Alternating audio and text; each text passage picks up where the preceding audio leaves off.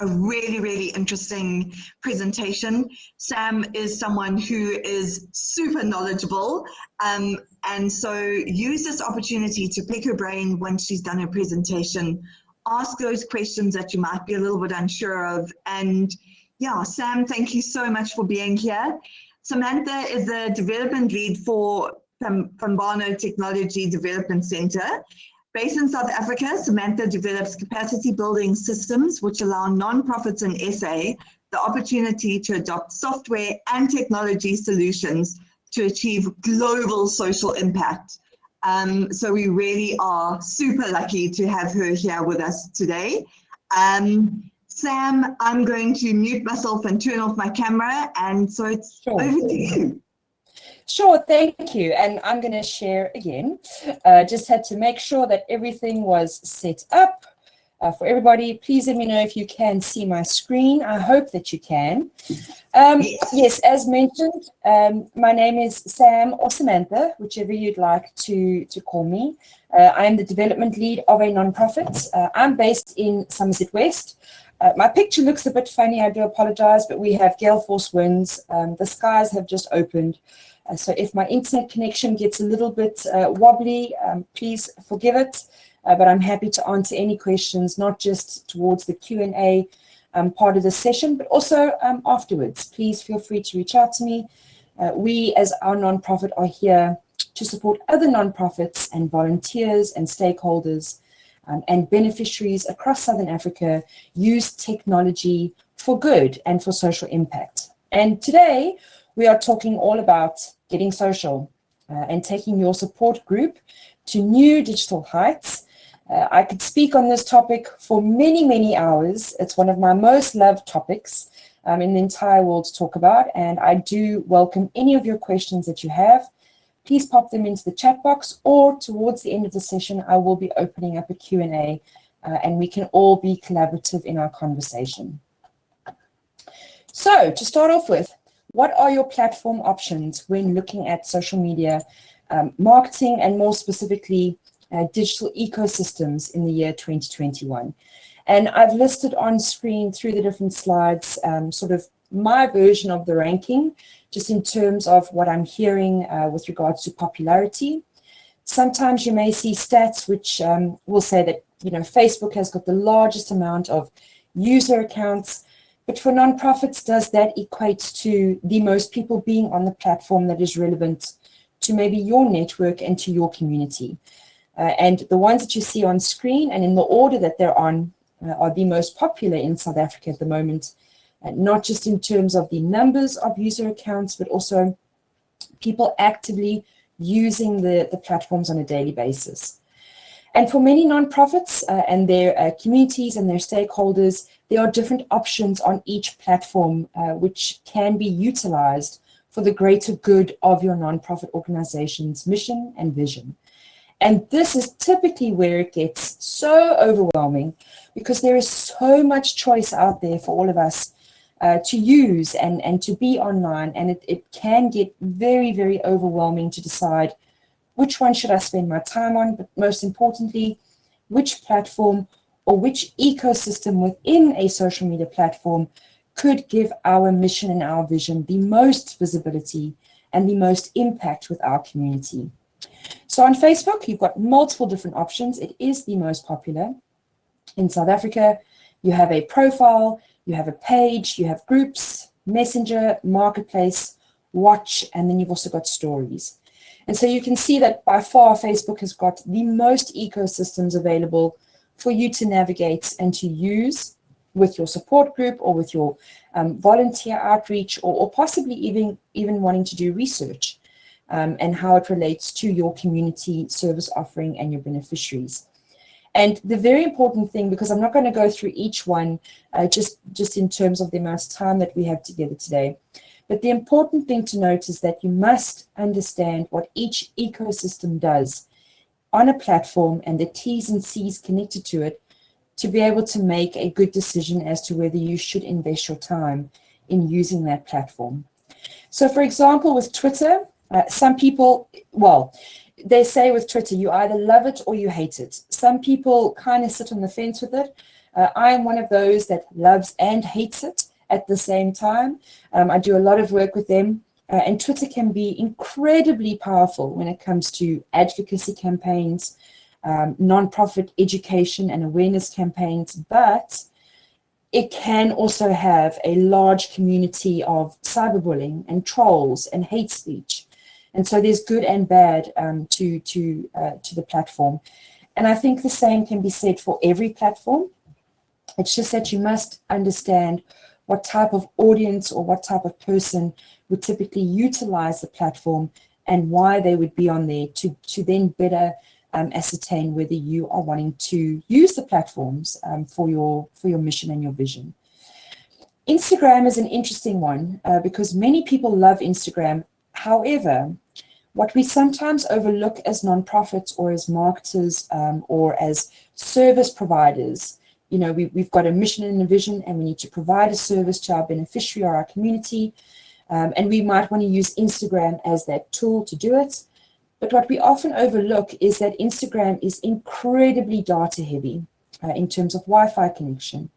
It is such a visual platform and it's best to use high res images. And with Instagram TV, which is IGTV and Reels and direct messages and stories, so much of the content is so heavily reliant on data and on Wi-Fi that it could be a good tool for you to use to connect with stakeholders, do research, connect with other people in your community that might be peer-to-peer driven, but maybe your beneficiaries, depending on which environments they come from, what sort of landscape they're living in, they might not actually have the internet connection to be on Instagram to see your beautiful posts that you've created and spent a lot of time structuring to talk to them.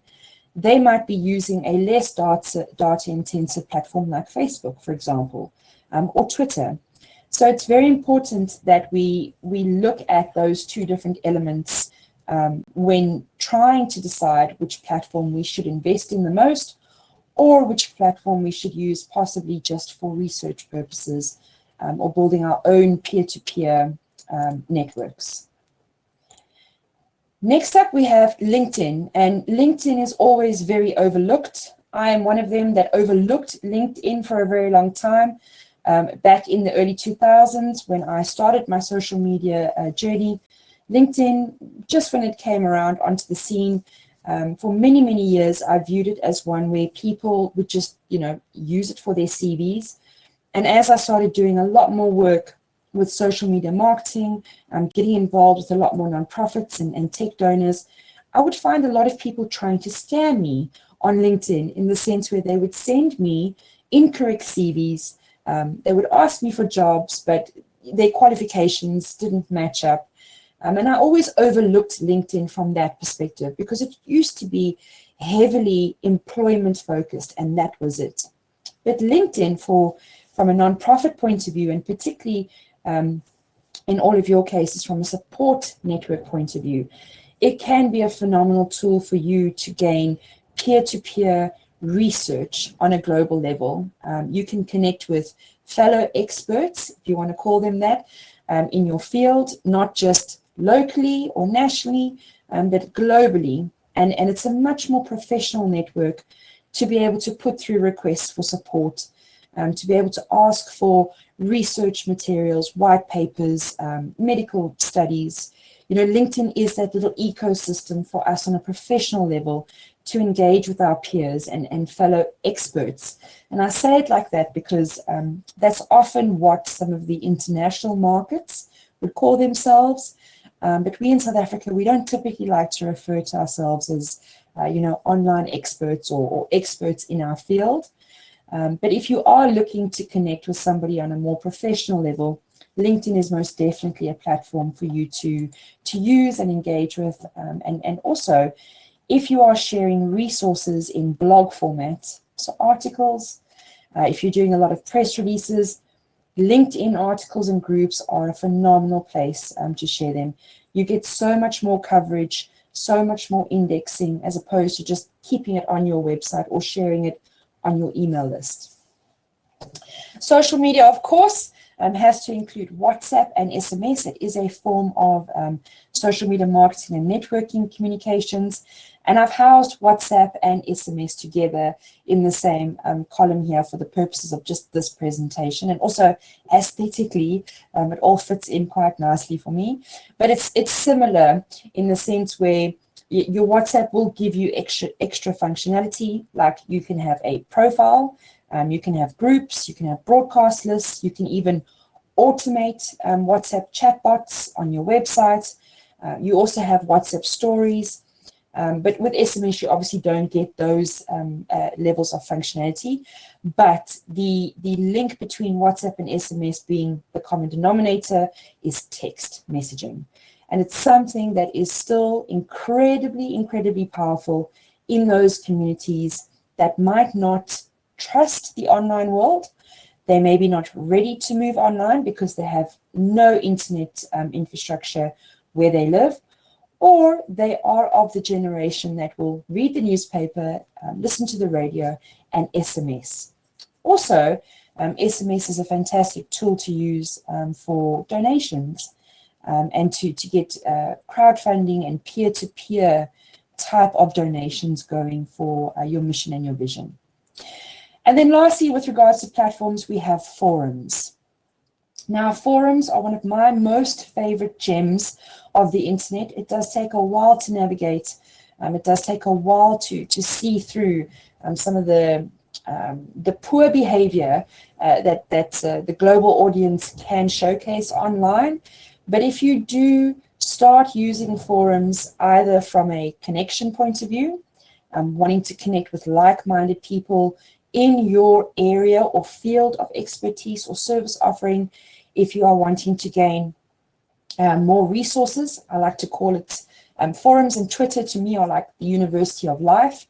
You can connect with so many people that are so well versed on different topics, and they are willing to just share resources with you about anything and everything.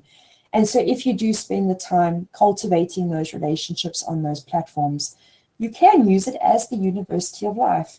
And you can find many different types of pieces of research, as I mentioned before, with LinkedIn, white papers, medical studies, trends, maybe what other support groups might be doing, what other families might be experiencing in different parts of the world. And there are multiple places that you can find forums. The first one, in actual fact, we right now are experiencing it live. We are in a forum with Rare Diseases South Africa. It's a virtual call, and it's a different type of a forum, but it's still a forum, and we're all gathering together to share a conversation about a common topic. You can also get forums on subscription sites. Sometimes, especially in the medical field, you might find different medical service providers might offer a subscription to their website and to their forum. With TechSoup, for example, we've got one as well on a global level. It's a subscription free of charge, but if you want to talk about anything and everything technology, you can go onto the forum and you can chat with like-minded nonprofits that might be experiencing the same problems as what you do. Quora is another amazing example of an online forum in the sense where you can post any question and anybody that's reading can give you an answer. Reddit, very similar. And then often very overlooked as a forum are YouTube comments, which if you are on YouTube, not sort of publishing content, but consuming content, it's always good to read the YouTube comments because you'll often find, again, if you overlook some of the bad behavior that people can showcase online, you do often find those gems whereby, there might be a peer that is sharing really good information in connection to the video topic, and a very robust conversation can take place in that forum element. So, now that we know a little bit about our social media platforms, and we need to now start navigating through which one should we look at, which one should we invest in, how should we build our digital ecosystem, I think it's also very important as part of your strategy to also look at social media etiquette. This is particularly in response to 2021. We've all had a very tumultuous almost 2 years now, and it feels like it's never going to end, in the sense where sometimes we are being bombarded online with what we should do, what we shouldn't do, or what's real, what's fake. We don't quite know what to trust anymore online. And the important thing is that if you are feeling that, your beneficiaries, your community, those that look up to you for support, they too might be feeling it at a whole different level. So often when you're feeling overwhelmed, or when you're trying to create a strategy for your social media posting, your engagement, your what to post, when to post, why to post, this that's on your screen is a very helpful template to use in terms of a strategy, because the golden rule with social media is to just apply common sense. And when you start looking at everything that's on screen and you start thinking about being authentic, if you start, for example, with tagging, always say thank you to others more than you say please. There's a good formula to follow there, that if you are just tagging people in the hopes to get your content out there and they don't really know who you are or what you're doing, it's always more advisable to start a relationship with those people and thank them for the content that they're sharing, or do that relationship building with them, so that when you do tag them for a please request, they are more willing to share it to their networks for you. Obviously, with social media, don't use the follow for a follow method. It never works. Please don't buy any bots or accounts, or don't even worry about how many fans or followers you have. This is such an important thing to consider, because if tomorrow Facebook decided to close down, what would you do with all your Facebook followers that you might have, created this huge strategy for? Maybe what you need to do is use your social media and use your digital ecosystems to port those community members to something else, like an email subscriber list, or a forum on your website, or maybe an SMS broadcast list, or anything like that. Obviously, don't tag without approval. It's very important that if you are going to use the tag function, particularly if it is from a beneficiary level, you must always get approval from, regardless if it's a donor, a beneficiary, a stakeholder. It's always good etiquette to get approval first. Some people might not want to be tagged in posts, or even have their picture out on the online world, and I'll be discussing Poppy and the implications of that shortly. When it comes to posting, always be mindful of platform T's and C's. So for example, Facebook owns WhatsApp and Instagram. They've got quite a massive online ecosystem that they own, but the T's and C's for posting certain types of content on Instagram are very different to posting on Facebook. Each platform has its own set of T's and C's, and it's very important that you understand maybe on one type of platform, you might not be able to post that type of a graphic, but you might be able to post it on a different one. Always respond to direct messages, comments, and tags. That helps show the social media engines and the platforms that you are relevant, you are online, you are authentic, you are engaging, and that helps give your content a little bit of a boost. I'm sure many of you have heard of the Facebook saying with social media marketers that you need to pay to play on Facebook.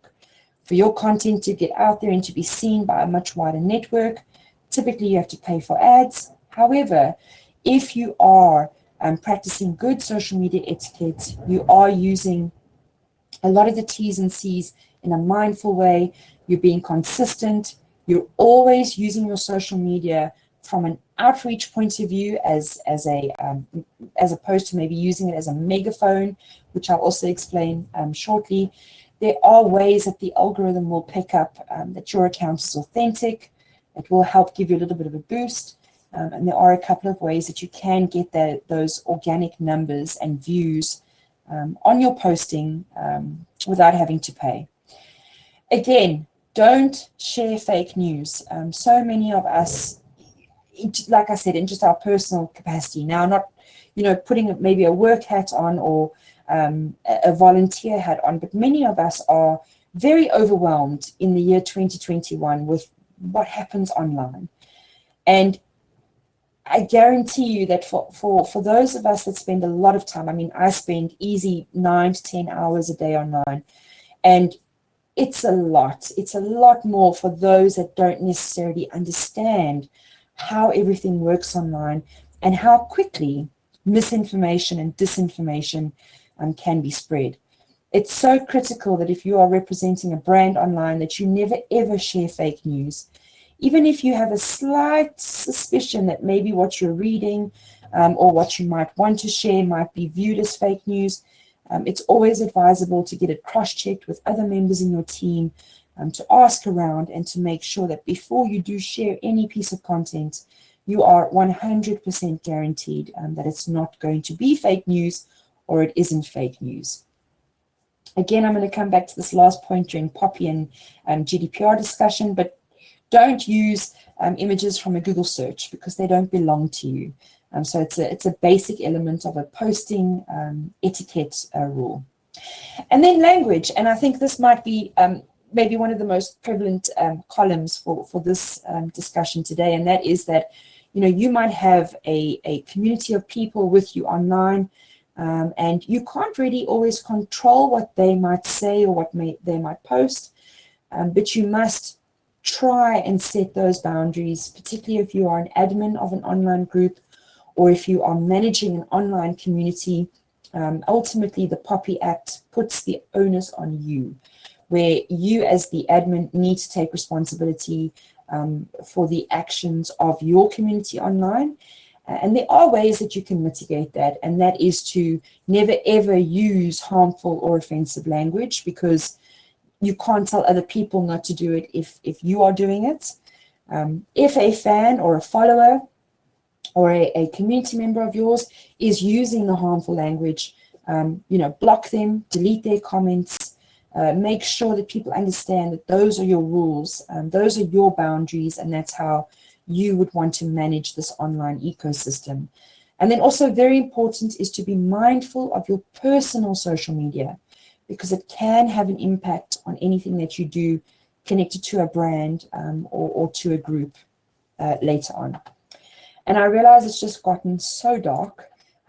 Much heavier thunderclouds have just decided to arrive. So I apologize if I look a bit strange, in the sense that it must be very dark around me, but the light from my screen is probably illuminating me completely. So Poppy. Poppy stands for Protection of Personal Information. I call it Poppia because I just add that A at the end, and that means the Poppy Act. And there are a couple of things to consider with regards to Poppy. The first big thing is that it's relatively new, in the sense that a lot of South African organizations and sort of members, they've now only sort of just thought about Poppy, although we were warned about 2 years ago that this was going to happen. So there are many other organizations and people that have already implemented Poppy, rules and regulations and boundaries. It's just that only this year it actually became enforced legally. And there are a couple of important things to consider with Poppy and your online posting, your online data gathering, and just everything that you do on your online ecosystem. The first, which is probably the most important with Poppy to consider in your strategy, is data collection and management. So you always must ask for consent to collect information from anybody and everybody. You will start noticing, if you go onto a lot of websites, there should be a little consent bar or a pop-up that says, do you agree to us using your information for XYZ? It's very important that if you don't agree to that you actually do click on the settings and you say, no, I do not agree to you using my information. Because if you don't do that, then that site, you are essentially giving them the approval to collect your information, like what mobile phone are you using to view the site? Whereabouts are you based in the world? What is your age? Are you male? Are you female? How do you identify? There are so many things that can be traced online, just in terms of just what you share out there. So that's how Poppy, from an online point of view, is here to protect that. You must use tools like antivirus software to help protect the data that you already have on your systems. So if you are running a support group or managing a support group, and you need to do maybe an online attendance call to see, who is joined and who's with you on that day for that discussion, you might have an online form to capture everybody's information, or you might open up an Excel spreadsheet, capture everybody's information. The important thing is that Poppy doesn't just end there. Poppy carries on with how you manage your device that is housing that information. What sort of software are you using, and are you being compliant with it? Are you making sure that your device can't be hacked? Are you putting all those measures in place to ensure that that person that gave you their personal information is at all times being protected? Never ever sell data. And this is where Poppy really, I hope in the next year we're going to see it is going to help tremendously, because I'm sure many of you received phone calls from random service providers that you've never ever spoken to, and you've always wondered, where did they get my phone number from? Well, that's because before Poppy, what companies would do is they would sell their membership list to each other and make a lot of money off of our personal information. And now that is deemed as illegal. So it's important to never sell data. It's also important to never purchase data. So email lists, followers, bots, fans, anything like that, don't ever purchase and don't ever sell. And I know it sounds difficult because, sometimes we look at our systems and we go, but Sam, it's just a quick Excel spreadsheet that I need to fill out. And do I really need to make sure that I save it in the cloud? Or must I really password protect it? Or, must I really make sure that I've done my antivirus scan because it keeps telling me to do it, but I'm too busy now. My internet connection is not strong enough. And if I do click update, it's going to take the whole day. Yes, it is important to do it. And if you do get into a routine, it'll start becoming a second nature sort of habit for you. So what I do is on a Friday afternoon, even though we close at 4:30, I end at 4:20, because for 10 minutes, I clean my keyboard, clean my screen, clean everything connected to my laptop, run my updates, do my antivirus scans, make sure all my things are saved. And when I shut down for the weekend, I know that for that week, I've done my backups and I've done everything. And it's become part of my routine. You don't need to view this as something that you must do every day, all day, and make sure you've got all these steps in place. It's something that you can work yourself towards, and it's something that you can do on a regular basis, but that doesn't infringe on your day-to-day activities. Now, Poppy, with regards to posting content on your digital ecosystems, again, and you might see a trend here, is always ask for consent. You must never ever tag anybody without their approval. You must always make sure that if you are uploading photos of people, if you are uploading sensitive data or information, that you have received the consent, and not just verbally.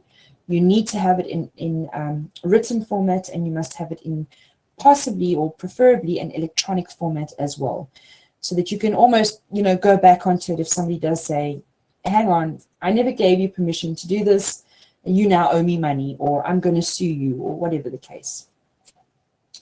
Don't mine data online. So don't use your social media to post a graphic that says, hi, we do want to abide by the Poppy Act.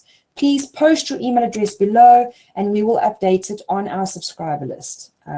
That essentially is asking people to put their private information out in a public forum, which some social media users might not know that that's what that could land up being.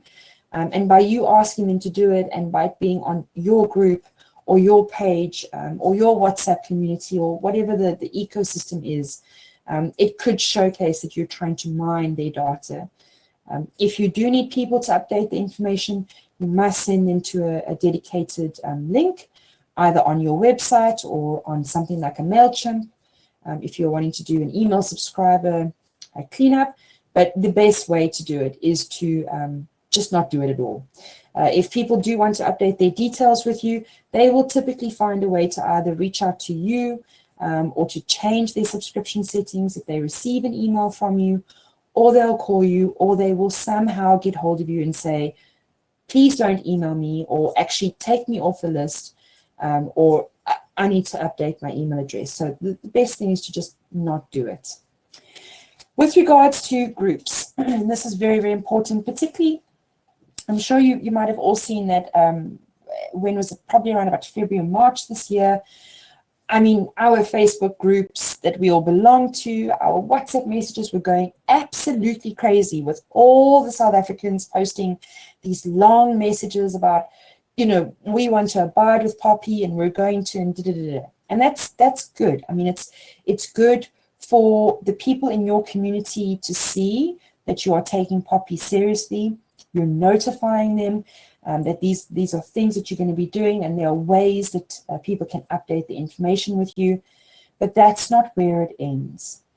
If you are managing a WhatsApp group, or if you are managing a Facebook group, and this is in the T's and C's of Facebook as well, which is why it's very important that for each platform, you read the T's and C's and you become familiar with the community guidelines.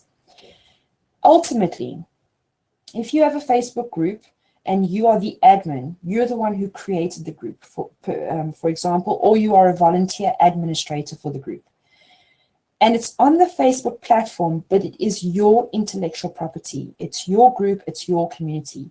Facebook is just giving you the platform to bring that community together and giving you the features of posting and sharing and that sort of a thing. You are the one responsible to ensure that nothing happens in that group that could either be viewed from a Poppy point of view as infringing on the law when it comes to people's personal information. It also applies to the online safety hemisphere as well. So if you are, let's say you're in a geographically based or created Facebook group, which is Lost and Found Pets Somerset West, okay? And you join the group because maybe your cat has gone missing, you live in Somerset West, and you're hoping to share information out in this group about your cat. If somebody in that group decides to post a message of, I don't know, somebody's car that was parked incorrectly in a parking at a shopping center and said, oh my gosh, Somerset West, look how this person is parked. And they've got the car's registration number, they've put in a full image of the person's car and so on. You could say that might be a case of defamation of character. People that share out online things like, I went to this business and I received the poor service, and this is what this business owner's done to me, and this is this kind of service that I've received from this person. It could be defamation of character, which Facebook is not going to take responsibility for. You as the admin of the group is going to have to take responsibility for it happening in your group. And that's where Poppy ties into really understanding what is hate speech, what is defamation of character, because all of it is not allowed online. Somebody cannot just go online and say whatever they want to say about anybody else and not be housed with the law, in the sense of being held accountable by the laws that are in place. So it's a very important act. I know that we don't have enough time today to talk about it, but I do encourage everybody to please do lots of reading on it. Keep it sort of as an alert for the next couple of months, because as it's now coming to law and as we're going to get different types of things happening online, we might find that certain things might change with regards to the Act. By that I mean the Act is written in such a way that's with such a wide scope, covering cyber crimes and the protection of personal information, that many things could be misinterpreted, could be changed slightly, and so it's relatively new, and we have to evolve with it and see how other people are also using and responding to it online, so that we can learn how to best use it for ourselves. Images. Always ask for consent. It's very important that if you are capturing images of anybody, particularly children, that you always receive the consent before publishing that image out, not just on social media, but anywhere, on an email, on a WhatsApp group, anywhere. You must have the correct measures in place.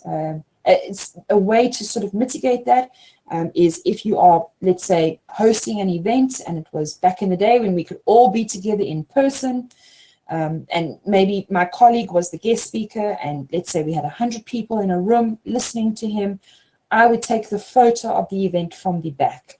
So you would still be able to see the impact of having 100 people in the room with my colleague speaking, but you wouldn't be able to see anybody's faces.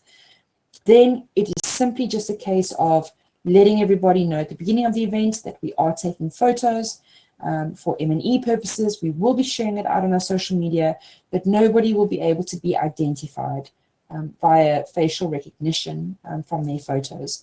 It doesn't mean that you have to get everybody to sign a form if you're doing something like that, but if you are dealing with very sensitive information, sensitive topics, children especially, it's very important that you get written consent, and that any image or any piece of content that you share out into the internet world, the person has given you consent to do so. Just going back to not to use Google searched images, often what you'll find is that you can search for an image like cup of coffee, because you want to post something that's relevant for your community and you need a picture of a cup of coffee. You don't quite know where to get it. You don't want to take a photo from your phone. And so you do a Google search and you find images and you download and you use it. That could be putting you at risk from a lawsuit, because the person who legally owns that photo could say to you, you are using my photo illegally and you are infringing on copyright laws. And so it's very important that you just don't ever use Google searched images for your content sharing or content creation. There are so many free stock image sites available for everybody to use. I'm happy to share a list out during tomorrow with Megan over email. But I mean, there's loads that we don't have enough time for me to go through it, but just off the top of my head, you can look at sites like Pixabay, Unsplash, Raw Pixel, Pexels. There's so many sites where the creators of these sites have uploaded it free of copyright laws and T's and C's. They want you to use the images. You don't need to credit them. You don't need to tag them. And you must be creative on your searching to find them within those websites. But please do make sure that anybody on your team or anybody in your community or your network never, ever, ever uses a Google searched image for content. And then lastly, and probably the most in-depth conversation with regards to POPI and general online safety is we must protect children at all times. You know, sometimes children might be in the care of guardians, and the guardian might give consent for the child's story or photo or anything to do with the child's journey with your nonprofit organization to be shared online. And that child might, in a couple of years' time, when he or she is of legal age, turn around and say, actually, I'm not comfortable with, you know, being the picture of this organization because maybe I'm getting teased about it online, or I actually really couldn't give you my consent when I was a child. And this is something very, very important for nonprofits in South Africa to consider, to have robust conversations about. And I actually think to enforce a policy change, because for some reason, sometimes, especially with the global community, images of children when they are in their most needed time is what gets the most support online for nonprofits. And it's something that we kind of have to talk about, and we have to develop policies within our own organizations to better understand how do we want to navigate this, what kind of stories do we want to tell, and do we want to showcase the children that we're talking about. especially if we're dealing with very, very sensitive information and data.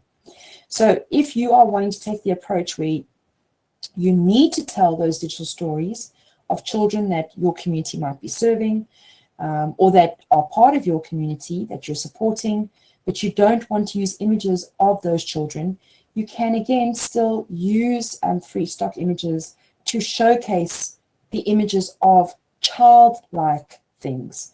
So for example, a good thing to do with the elderly and with the very young, if you're wanting to protect identity, are pictures of hands. People understand when they see a picture immediately of hands, more or less what age group you are referring to. Pictures of toys, building blocks, feet as well in some cases can work. And that is particularly if you are wanting to still tell your stories from a child's point of view, or a digital impact story of your work with a child, but you might still want to protect that child's identity online. So last slide before I open up for questions and answers, and that is just to leave you all with some best practices.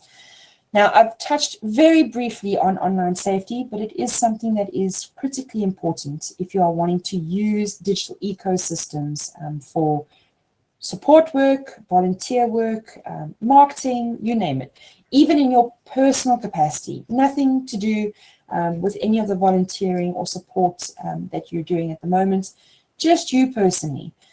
Online safety is something that we all need to talk about a lot more. All of us are teachers, parents, brothers, sisters, aunties, uncles, sons, daughters. We all have our place in this online community, but we also have an offline community as well. And we need to all talk about online safety. We need to make sure that our software is updated. So again, if Microsoft sends you that note and says, please update, I know it can be problematic sometimes, and it often comes at the worst time of the day, but don't keep snoozing it for too long, because what Microsoft is doing is they are sending you security patches to keep your system protected with the latest trends and the latest software. All the tech giants know what hackers are doing and how clever viruses are getting. And so when they tell you to update, when your Android or your iPhone sends you a message and says your App Store has got updates, or a game that you're playing needs to be updated, usually it's because they need to deliver new features to you. And it's very, very important that on all of your devices, personal and work, especially if you are dealing with sensitive data, please, please, please make sure that you update your software on a regular basis and almost as soon as you get that notification, because it's ultimately what helps keep your device protected from hacking and from phishing.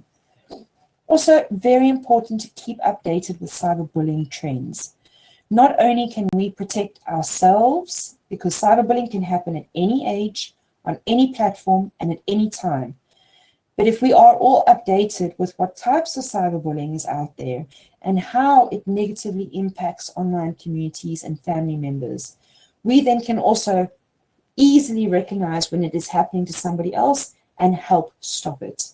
Because it's the only way that we can stop the cyberbullying that's happening right now, especially with our youth. With regards to trends, some of the best practices is to also keep updated with software and technology trends, because those two things will change, and they will change at a very, very rapid rate. So if you look at Facebook, for example, we might think that we're just sort of navigating this new look and feel. Facebook have just announced that they are going to be bringing Instagram Reels onto the platform, and that's amazing for everybody. But just when you start getting used to something, they go and they change it, because they already know what they want to do with the platform for the next 5 years. So it's important to note that you must keep updated with whichever online ecosystem that you're using. It can be very overwhelming in the beginning, but once you get into the routine of maybe going onto the Facebook blog, once a month and just seeing what they've written about their new updates, or chatting to much younger generations that are always online and asking them what are the trends and what are changing. It's important to keep updated so that you know what is coming, what you might need to put down as a priority for your online networking and sharing. And also you don't then get caught off guard when all of a sudden a platform has changed overnight and you didn't quite know why it's changing or what to do with it. And then lastly, marketing. So it is very, very important that if you are using digital ecosystems, particularly to get the word out, maybe about your support group or about the mission and the vision of the organization, is that you must analyze and measure all of your efforts. It's like this with anything in life, and this comes back down to that common sense principle that if you want to start exercising more and you start small with small little goals that you try to achieve, you will consistently measure yourself in terms of how many skipping rope jumps could I do today versus in 6 months' time if I do it every day. And when you can measure it, you then know what's working, what's not working, how to change certain things, and you start building a good repertoire of a strategy of which platforms to stay on, which ones to not be on, and how to change your posting to get the most social impact with your community online. Digital storytelling is the most impactful when it comes online, when it comes to online posting and marketing. And this goes back to one of my previous slides, which was don't use your online as a microphone or a megaphone. Don't just say, please give me, please donate to me, please support me, I need this, I need this. You must use digital storytelling to say more thank yous, to showcase your impact, to tell your story, to be authentic, to be real. And then when you do ask from your social media, you will typically find a much, much higher engagement rate in the sense of more people willing to give to you through your social media or connect with you through your social media because you've shown them another side where you're not just asking all the time for something. Again, be authentic. It's something that I think, especially in the online world, we forget. We have a screen protecting ourselves. I'm sure many of you have heard of the term keyboard warriors. People, for some reason, are so desensitized online and they forget that there are real people on the other side that they're talking to in comments. So always be authentic, because I promise you, your social media audience can see that.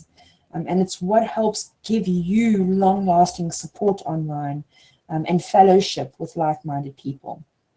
And then lastly, do more outreach than broadcasting. So if you're wanting to market something out, if you're wanting to get the word out about a cause or an event or anything like that, go and find people to talk to online and start talking to them. Build those outreach relationships as opposed to just broadcasting your event over and over and over, because that's what ultimately builds relationships. And with that, I'm going to come back here and, oh gosh, I've just seen the camera. I apologize. It is so dark here. Let me see if I can. I should have done that just now. Apologies, you couldn't see me. That was fascinating. I've learned so much from you, and I really appreciate all the information that you've given across all of the platforms and the importance of Poppy. I think sometimes we don't realize how important it is to actually make sure that we have permission, and maybe we hadn't thought of the fact that kids might not want their photos up there when they get back, and it makes perfect sense. It is sad how often it's those sort of pictures that do get people to sit up and take notice. But then we just need to find another way. We need to find something else and help people see what we're doing with something other than a photo of a child. Absolutely. And, you know, the important thing is to not feel overwhelmed now that anybody's been doing anything wrong. It's purely just, like I said, it's to start that robust conversation, to consider different things. And like you say, maybe together as a collective, what else can we do? How can we be creative? And if you do think of something, share it with other people and maybe change the landscape as a whole. Absolutely. It's collaboration over competition. Someone said that once, and I was like, yes, I love that, because that's what we should be doing, is working together for the greater good. Absolutely, yes. I saw that Janice has just asked a question. She said, for a platform like Facebook, how often would you advise that we post on the page so as to keep people interested but not feeling bombarded with information? Sure. So if you are finding that your Facebook engagement is down to like a 0, nobody's liking, I suggest for a 3-month period, you post 3 times per week only. You can choose some themes, like maybe, Monday is Marketing Monday. So that would be when you share your wish list, your needs, your events. Maybe Tuesday, you do a topic Tuesday. So you zone in on a blog post or a tutorial. And then Friday, you do a Fan Friday, and you do that digital impact story. And you change it up every week, but you post for 3 times per week just to get a good, fresh start with your page. Sometimes less is more. It just all depends on your audience. It depends on the type of page that you've got, the type of content that you got. For us, we post twice a day, but we're servicing, 10 countries. We've got over 400 products. I mean, it varies so much. Typically, your ratio, very similar to business, which is 80-20. 80% of your content over a 7-day period should be social. So it should be memes of cats, or selfies of you drinking coffee with your pot plant on your desk, or a fun like, hey, look at me, this is what I'm doing. Obviously in context with what your message is. And then 20% of your content needs to be that hardcore sale. So the click here to subscribe, book now to attend, donate via this button. And if you work on that kind of ratio, again, give it 3 months to be able to pull the insights to know what time of day is best for your posting, which days work better, and you know what? Be creative and flexible with which days you choose and swap it up and see what happens. Absolutely. And I think it is so difficult to always say, like people say, what is the best day to post? And it's so individual to that person, that organization, the time, everything. So as you mentioned, insights are a really valuable tool, and Facebook, Instagram, I think Twitter, LinkedIn, all of those have insights that you can go and look at and niche down, narrow down what is good for you. Absolutely. So don't feel overwhelmed and feel like you having to discover everything on your own. They have built in those platforms that can help to make your life a little bit easier. Absolutely, yes. I don't see any other questions. If anyone else has a question, can you just pop it in the chat forum? Just put up your hand so that I can see if anyone does need to ask a question. Oh, there. Norms has just put up her hand. She's going to be posting a question in there. Sure. Sam, is there any tool that you would recommend to help people with creating a beautiful post or anything like that? Yeah, so from a graphic point of view, the go-to tool is Canva. It's an online cloud-based graphic design tool. There is a non-profit program, and I do believe there is a way that if you wanted to maybe connect with Canva and then open it up for volunteers, get a pro account for the organization, and then actually put in a volunteer-styled subscription, you could get the pro features for free. So Canva are like really cool. Yeah. For those of you that are on Facebook, please search for, and I can't remember the exact name, but Canva for Nonprofits have their own Facebook community, and they share incredible resources in there. It's the actual people working at Canva. They have a dedicated nonprofits division, and they post regular webinar links, event links, tutorials, you name it, anything to do with how to create annual reports, gifts with your memes, anything for nonprofits in that. That is amazing. So we've got the nonprofit version of Canva, and I didn't know about that group. I am so excited. Oh, good. I'm glad. Denise has said, if you were going to choose just 3 platforms, which would they be? Okay, so I would choose Facebook, Twitter, and LinkedIn. Okay. Yeah, definitely. And, the thing is, for Twitter, think of it, particularly in South African communities, Twitter is my go-to where I keep my relationships with press, journalists, media students, and I foster that kind of relationship there. It's also where I connect with my international donors if I don't know who the gatekeeper is to get through. Once I then get that information, I take that onto LinkedIn and I make it more professional there. But LinkedIn is amazing just to even connect with national peers. And then Facebook, just because if you are wanting to do ads on Facebook, it is the most cost effective. And it's typically where everybody kind of hangs out. So I would say Facebook as well. Fantastic. That's really interesting. It's interesting to hear the Twitter. I'm so sorry about my dogs. No, that's fine. You can see me. I forgot to switch my light on. I'm surprised you can all see me. So it's okay. It's work from home. Normsa wants to know, how strict is the POPI law when it comes to managing a large community and you have one particular person who gets troublesome and you block them as an admin, but they continue bothering other members privately? How responsible can they hold you as the admin? Sure. So if you have removed that troublemaker from the community, you've blocked, you've got the paper trail of that, then the responsibility is not on you. If that person is then, harassing somebody privately, what would be good for your community then is to maybe send out some resources on how to, there's 3 rules. You screenshot whatever is happening. You report what is happening to the platform that it's happening, and then you block.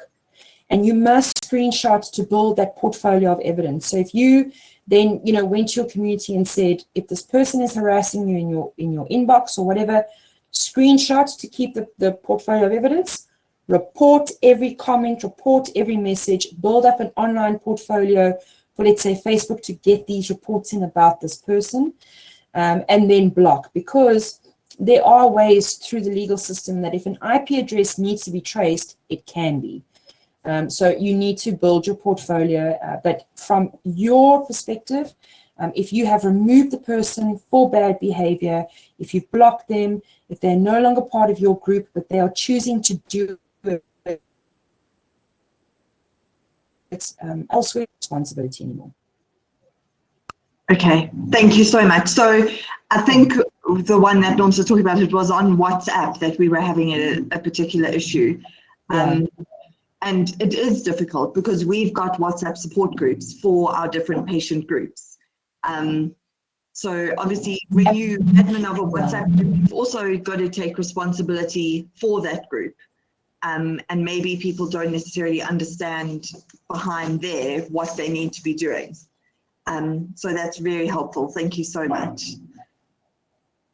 Sure, and just a quick note from that. Sorry, I know we've gone over time, but just quickly, WhatsApp can be very, very frustrating.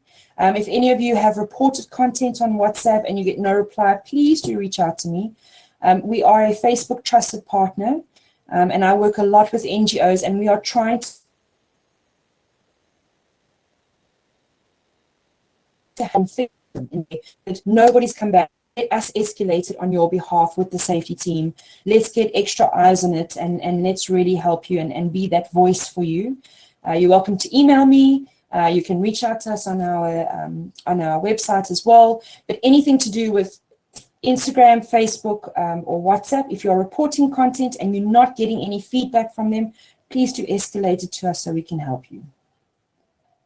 Sam, you are an absolute gem. I feel like we need to just wrap you in bubble wrap and keep you safe and never let anything happen to you, because you are just amazing.